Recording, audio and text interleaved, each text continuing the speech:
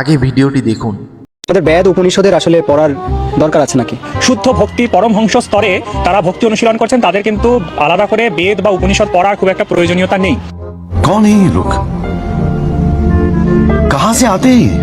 তো যারা আমরা পরমহংস স্তরে উপনীত হয়েছি তাদের আমাদের বেদ উপনিষদ আলাদা করে পড়ার দরকার নেই। কেন কি বেদ উপনিষদের যা সিদ্ধান্ত সেগুলো কিন্তু শ্রীমদ্ ভাগবতেই দেওয়া রয়েছে, তো শ্রীমদ্ ভাগবত পড়লেই হয়ে যায়। Wake up to reality. আপনি বলছেন আপনি পরমংশ স্তরে আছেন, তা আমরা কিভাবে নির্ণয় করব?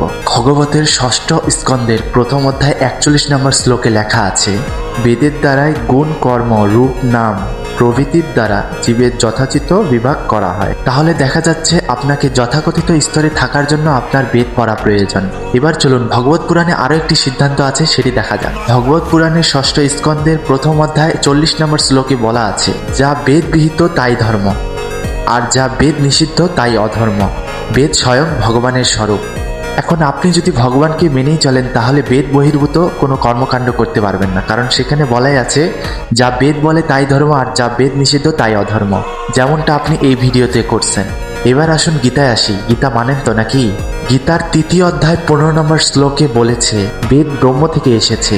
শুধু তাই নয়, 15 অধ্যায় প্রথম শ্লোকে ভগবান শ্রীকৃষ্ণ নিজে বলেছেন, যদি বেদকে জানতে পারো তাহলে ব্রহ্মকে জানতে পারবা। এখন সিদ্ধান্ত আপনার, ভগবান শ্রীকৃষ্ণের কথা মানবেন কি মানবেন না। এবার আসুন মনুস্মৃতিতে যাই। মনুস্মৃতির 2য় অধ্যায় 6 নম্বর শ্লোকে বলা হয়েছে, বেদখিল ধর্মমূলং, অর্থাৎ সমগ্র বেদ ধর্মের মূল। তাই এসব ব্যক্তিদের কথা না শুনে আমাদের সকলের উচিত সনাতন ধর্মের প্রধান ধর্মগ্রন্থ বেদ পড়া এবং নিজের জীবনকে আলোকিত করা। আজকে এতটুকুই বলা ছিল বন্ধুরা। হরে কৃষ্ণ, রাধে রাধে।